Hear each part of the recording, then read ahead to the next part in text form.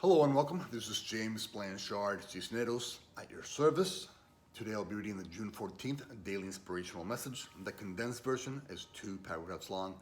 Then I'll center myself, say a little prayer, and then make a couple comments on the message. And if you find the message of use, please be so kind as to like the video. Thank you for that. Here we go. The title: Becoming the Expression of Oneness. Paragraph 1. Love's expressions, such as kindness, forgiveness, gratitude, joy, and peace, are all energetic representations of oneness, of God, of love. When you align with any of love's expressions, you are aligning with the mind of God. Do not worry if you do not feel at one with God. Because God is all, you can never not be a part of God, a part of all that is. When we are asleep to our true nature, then yes, we can, in the dream, think that we are apart from all, God, love. It is only in such a state of mind where we dream of being judgmental, angry, resentful, and hateful beings. But in truth, we can never be anything other than what God is. God is love in all. So all that the truth in us can ever be is love. Yes, we can still dream that we're not one with God, love, oneness. But that is always and will always be just a dream. Paragraph 2. Today, let us practice recognizing when we are at one with the truth in us. Love is our truth, creator and all. Anytime we are aligned with love's expressions, we are being the expression of oneness, at one with our true nature. Today, let us allow love's expressions such as love, kindness, forgiveness, gratitude, joy, and peace to show us that we are representing and reflecting oneness on earth. Anytime our expressions seem to be in opposition to love, such as when we're being judgmental, angry, resentful, and hateful, we are asleep to our true nature and not at one with the mind of God. We do not need to judge ourselves when we're out of alignment with our true nature. All we need to do is learn to recognize when this is occurring. Stop that line of thinking and shift direction. Today, take a deep breath and relax, knowing that you can never not be God's creation.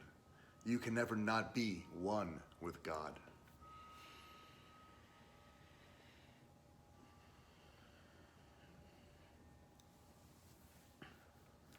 All right, pardon me. Becoming the expression of oneness. Okay, today I'm going to make 5 points that I trust will assist us in the implementation of today's daily inspiration. Point number 1. Let us, before every interaction, remind ourselves of our goal. Today's goal is to represent the expression of oneness, the reflection of the mind of God on earth, a representative of love on earth. Okay, so how do we do that?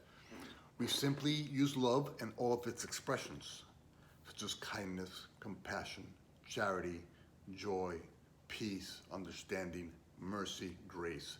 Anytime you're being any of those, you're aligning with the mind of God, and so your mind is one with the mind of God. You're representing oneness on earth. So in point number 1, we set our goal to represent oneness in every interaction. Point number 2, when we are being unloving in nature, and that's a possibility as a human being, when we're being judgmental, angry, critical, frustrated, resentful, hateful, etc. When we're being who we're in truth we are not, let us not continue to sink deeper into that darkness. Instead, let those emotions, unloving emotions and energies, trigger in us the desire to do the opposite of what they are recommending. And so whenever the ego is recommending judgment, to judge yourself or another. Instead, do the opposite, offer forgiveness. And so you use the unloving emotion to trigger you to be at one with the mind of God. If the ego is saying to be resentful or hateful, don't swim in that swamp. Let it trigger in you the decision to do the opposite. Let it trigger you the decision to be more compassionate and understanding. And in doing so, you align with the mind of God.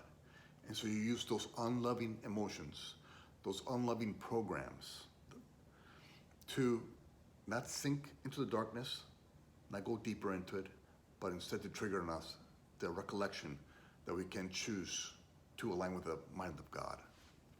And we use those loving emotions to do that today. Point number 2. Point number 3. Let us practice thanking all those brothers and sisters who are bringing these opportunities into our presence, into our experience. When they're helping us practice going from the delusion to aligning with the truth in us, from fear to love, from anger to peace. All they're doing is helping us practice realizing that we can choose to be at one with God in every interaction. And so you know what? To those the ego would have you could condemn, offer them your gratitude. Because in reality, all they are doing is helping you practice remembering who you truly are and what you came here to be, which is the light of the world. And you do so by aligning with the mind of God, with love and love's expressions, and using love's expressions in each and every interaction and moment. And so in point number 3, we are grateful to all those, especially to all those the ego would have us condemn. Okay, point number 4. Let us remember that the more we get to practice going from the darkness to the light, the more we see that yes, we do indeed belong in the light. That yes, indeed, we can be a reflection of that heavenly state of mind, of love on earth, of the possibility for love on earth. No matter how challenging or dark or confusing or chaotic the ego tries to make the situation. It's simply giving us every opportunity we have to practice, leaving the darkness, departing the darkness, and returning to the light in us. It's a gift, because now we can create and support the heavenly state of mind.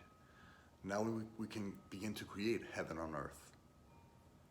And as we expand this heavenly state of mind by, in every interaction, showing that there is a way to align with oneness, we help our brothers and sisters see that there is a light at the end of their tunnel, that they can choose peace instead of whatever it is they're choosing. And so let us be grateful in point number 4 for the opportunities to practice going from the hellish mindset to a heavenly mindset. And last point is, let us remember that no matter what the drama is, no matter how complicated people seem to make it, or no matter how much you're sinking into it, no matter how much time you're sacrificing to it, or how much time you have already sacrificed to it, you're always one simple choice away from leaving the delusion and returning back into alignment with the truth in you. So in any moment, no matter how dramatic it's been, no matter how much you carried that judgment and frustration and anger with you, or for how long you did that, you can forgive and find peace. And that's always just one simple choice away to remind yourself, I can forgive this. I can forgive my misperceptions that I hold about my brothers and sisters who are God's creations. And I can forgive whatever it is they thought, said, or did. Because this is not my function. My function is not to judge them. My function is not to create greater amounts of darkness in this world. My function is to be the light of the world. And so when I forgive them, I set the drama free. And I'm able to return back to my center, back to that connection with the mind of God, back to oneness, back to representing love on earth, which is what you came here to do in your own unique ways. And so in point number 5, just remind yourself, no matter how much the ego has taken control over whatever situation that is, you're always just one choice away from peace. Forgive. Forgive yourself, forgive them, return to peace. And then act from this place of peace. Ask peace. Peace. What will you do, think, and say right now? And then do only that. God, what would you think, say, and do right now? And do only that. Love, what will you think, say, and do right now? And do only that. All right. Thank you so much for your time. I love you very much. If you can be so kind as to like the video, that would be lovely. Thank you. And God willing, we'll see each other tomorrow. Peace.